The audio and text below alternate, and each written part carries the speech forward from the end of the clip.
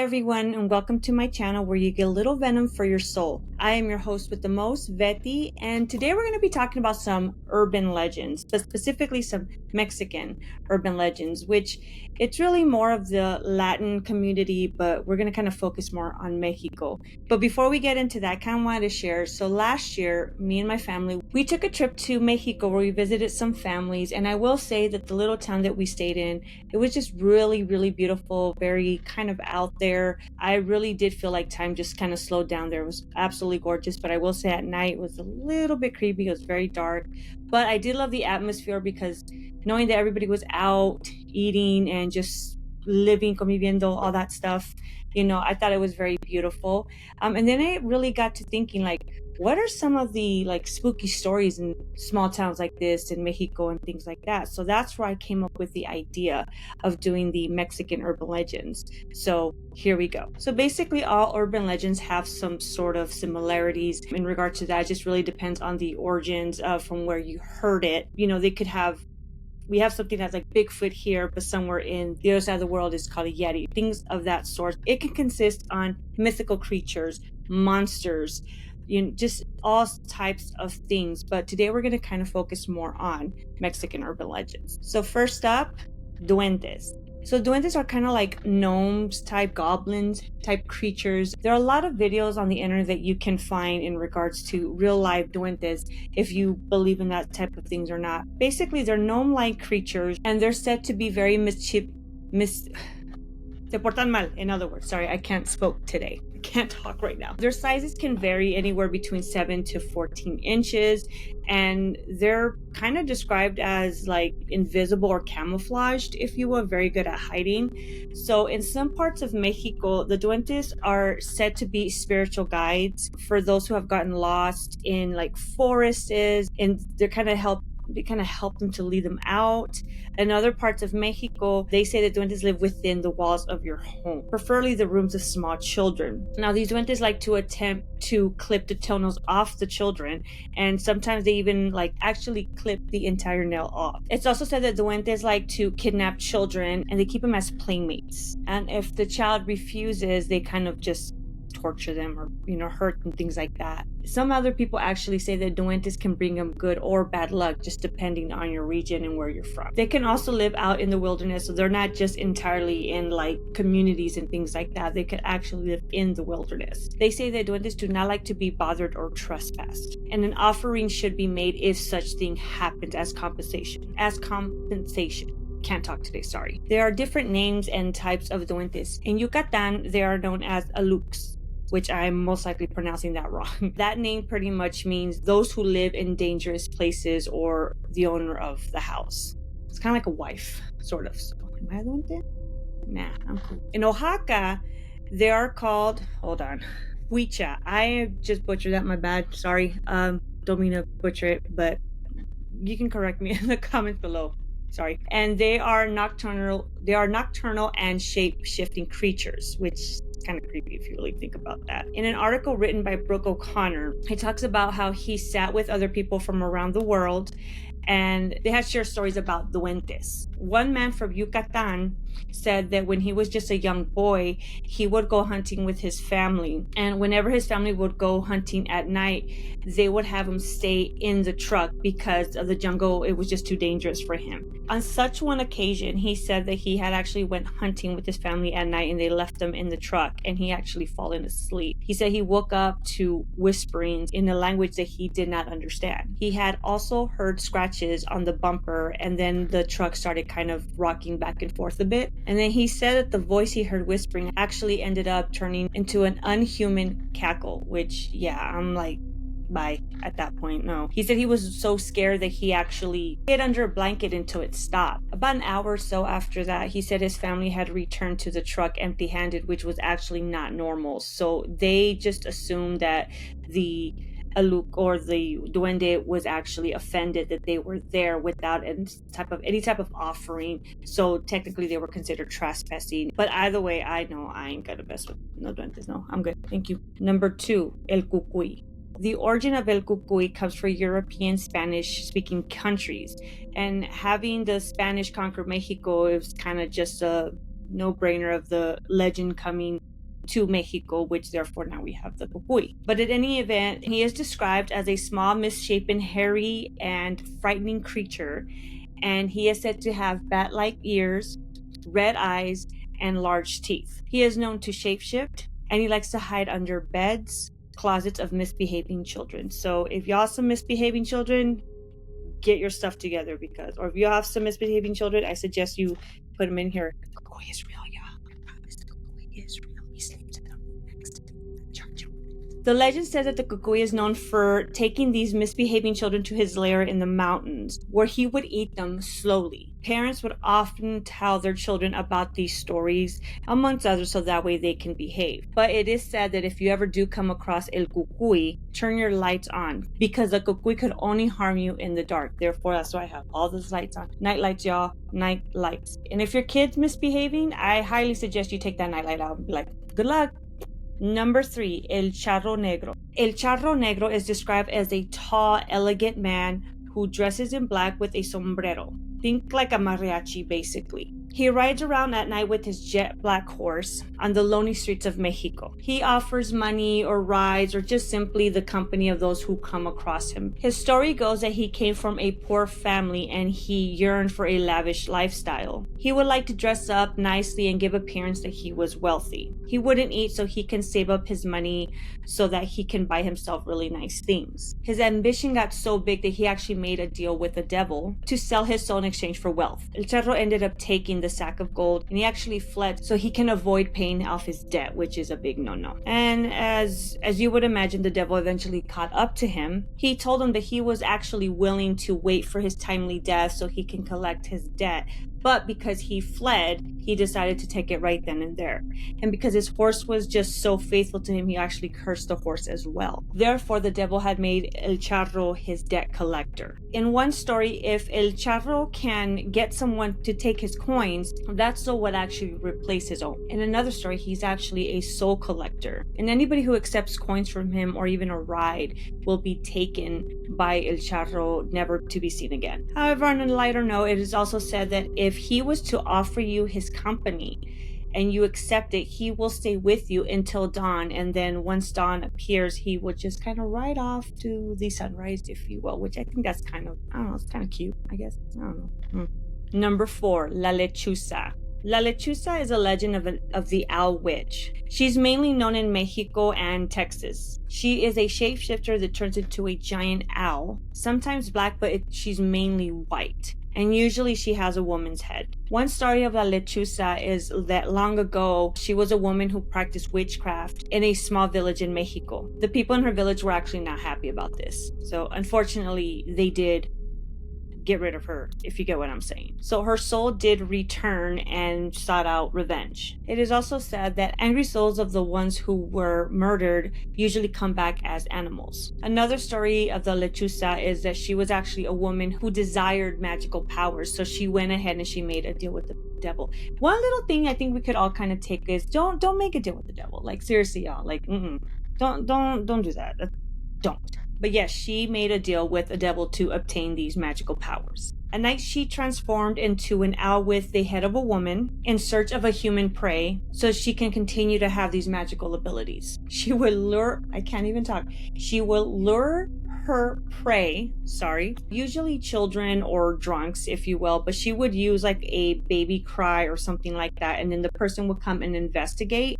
Once they do that, she takes them back into her lair and she pretty much pecks them to death, and then she eventually consumes them. So the Lechuza is actually considered immortal, but she does have a weakness. It is said that her weakness is actually salt. She can be hurt or weakened by it. Another thing that you can do is you could actually swear at her. It is said that if you hear her and you start kind of like shouting and swearing at her, she will eventually leave. But one thing I will say, if you're out and about and you hear a baby cry or something, it's probably not a best thing to investigate. Just saying. Number 5, La Loca Novia de San Blas. Now this one's kind of a little bit of my favorite. This is actually a true story that happened within the past about, I want to say 30 to 40 years. There was a very famous song written about this legend, if you will. It was written and performed by the famous rock en español band Maná. So the song itself is called La Muelle de San Blan, or in other words, like the pier of San Blan. The story in the song goes that this young girl, she was actually engaged and they were due to be married, obviously, but for work-related reasons, he had to leave. So she waited for him at the dock, and she promised that she would wait for him for the longest time. And this is kind of like an old fairy tale urban legend type thing, and I know there's different type in different countries, but this one specifically, it really did happen. She waited on the dock with her wedding dress, and she waited there for years, to the point where the townsfolk started calling her the crazy woman of San Blas. She waited there every day until he would return. However, he never showed up, and it got to the point where the townfolks had her committed in the psych ward. She did everything to fight to stay at that dock, which she did in fact stay in the dock and waited for her love, and basically to this day she is still there waiting. However, the song and the true story behind the song are actually quite different. All right, so I'm going to kind of read this a little bit, but I'm going to do my best to sound as natural as possible, so if it comes out wrong, oh man. So the true story is about Rebecca Mendez Jimenez. Wow, try saying that 5 times fast. She was born in 1949. Rebecca was described as this beautiful petite woman. She did come from a family of musicians. The family was all about music. They just absolutely, everybody played, everybody sang. It was all about music. However, Rebecca had other plans. Though she was in fact a musician herself, her dream was actually to get married and start a family. She did meet a guy and they both fell deeply in love with each other. They wanted to get married, but unfortunately Rebecca's family did not allow this, mainly due to contractual obligations. However, she didn't care about this, so she ended up getting pregnant with her eldest daughter, and she's the one that actually tells us the story about her mother. But she was kind of hoping that, well, now that I'm pregnant, maybe they can go ahead and give us the blessing of us getting married. Unfortunately, that never happened. So they obviously split up, and then years later, she met another man whom she also fell deeply in love with. She was just those type of people who just love to be in love. She had 2 sons with this man. After a while, she did kind of notice that he was constantly acting strange around her. He refused to marry her, and she really didn't understand why. And then she finds out that he was actually married himself, which would explain why he was acting strange towards her, why he didn't marry her. This obviously broke Rebecca's heart. She didn't lose faith and hope on one day realizing her dream and actually getting married. So she would often wear a wedding dress with the veil, and this was almost like on a daily basis. I mean, it got to the point where her own brother had her committed in Mexico City, and honestly, like, we're not really sure how long she was there for, but we could assume that she was there for a while. At that time, her eldest daughter managed to get a job and be able to take care of her family the best that she really could, but she was pretty young at the time. It doesn't really say how young she was, but she was pretty young. In 1985, there was a terrible earthquake in Mexico City. It was really bad. It pretty much destroyed everything. The psych ward was in fact destroyed, and Rebecca was able to escape. She ended up going home, but then she discovered that her home was actually completely destroyed. And then she also found out that her brother sold her home, that's kind of fucked up if you ask me. She also discovered that her children were in fact taken away as well. So she actually set out to go and look for her children. So when she would ask about them, they told her, hey, go to this specific building where they have all the missing people there. When she got to this building, she realized there was a bunch of wooden coffins everywhere. So naturally and unfortunately, she just assumed that her children had all passed away. So after believing that her children were dead, she actually moved to San Blas. There she started making and selling dolls, and people actually started to know who she was pretty quickly, because she was described as this very beautiful petite woman, and she just had this way about her, and she just attracted people to her. One woman actually gave her a box full of clothes. Within the clothes, there was actually a First Communion dress that she fit into perfectly, because like I said, she was a very petite woman. It was said that she would wear this dress and veil every single day because she did not give up hope on falling in love and getting married and whatnot. So she would wear this every day, so people would look at her and they would call her the bride of San Blas, or la novia de San Blas. And then one day a man had asked her, like, hey, so, where did you come from? And so she jokingly said, oh, I escaped from a mental institute. And so she said in a way that was like as a joke, but she really did escape. Technically, she escaped from a mental institute. So they kind of started calling her the crazy lady of San Blas. So after her life there, she met and fell in love with this young man who was 20 years her junior. And they were so in love that they decided to get married. However, 3 days before the wedding, he was in a motorcycle accident and unfortunately died. Now, it is not known whether Rebecca knew about this before the wedding or after, but what we do know is that the day of the wedding, she ended up walking in the town with her wedding gown on to the altar and waited for her love there. People were saying that it was so heartbreaking seeing her there. So obviously she was very devastated, but after some time, she was able to reconnect with her brother. She discovered that her children actually were alive. Her sons were shipped out to Italy and her daughter didn't live that far. So she was able to reconnect with her family basically once again. And she lived out her days, just doing her thing, spending time with her family as much as she could. And she did pass away in 2012 in the arms of her daughter. Now, I will link below the daughter's interview about her mother, Rebecca. The only thing is it is in Spanish, so if you don't speak Spanish, I do apologize for that. But it's a very beautiful story. And then listen to the song as well. It's called La Moya de San Blas by Maná, which is a very beautiful song in my opinion as well. Number 6, La Llorona. So there's so many legends about La Llorona. There's so many stories. So just it's kind of hard to pinpoint which one's the actual real one. However, I will say, I guess depends on your origin, like where you're at. That's where the story differs. But one thing that we do know for sure about the Weeping Woman is that she was a very beautiful woman from a small town, most likely. She fell in love with a man and got married and had children. So we know that all the urban legends about La Llorona, it's pretty much consists on that. She was beautiful. She married a handsome young man. They got married and had children. Now, where it differs was the events after that. Depending on where you come from or what version you heard of it, it is said that supposedly the husband was so cruel to her and he loved his children. They were his pride and joy, but he would treat her like crap. So she got mad and ended up getting rid of her children, if you will. And so when she went to the pearly gates of heaven, the Lord told her, hey, you know what? You need your kids. So you have to go look for them. So she come down and she would look for her children. Other versions pretty much speculate that he locked her away in some sort of cabin in this small island near the small village she was from, and her children would take a canoe to go see her. One day, the current was so strong and so deep that the children unfortunately drowned. And she got so depressed that she ended up herself. Another version is basically where the husband was just having an affair with either one or multiple women, and pretty much, the children were gone, pretty much. And one thing we know for sure is that she is doomed to roam Earth until she finds her children. Now, it is said that you could hear her crying for her children, and she will not rest until she finds her children. She will lure them out, and once she gets you, or once you're out, she gets you. As a kid growing up in Baldwin Park, California, I remember hearing the story of La Llorona.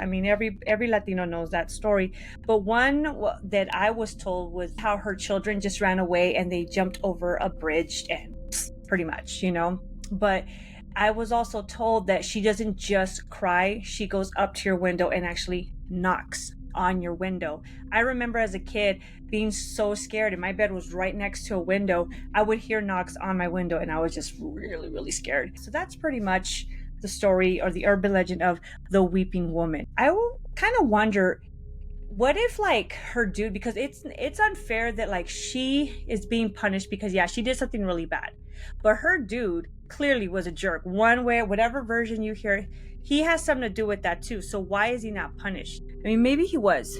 Maybe he turned into the cucuy. I don't know. Just saying. Maybe not a Charro. He was charming according to legends.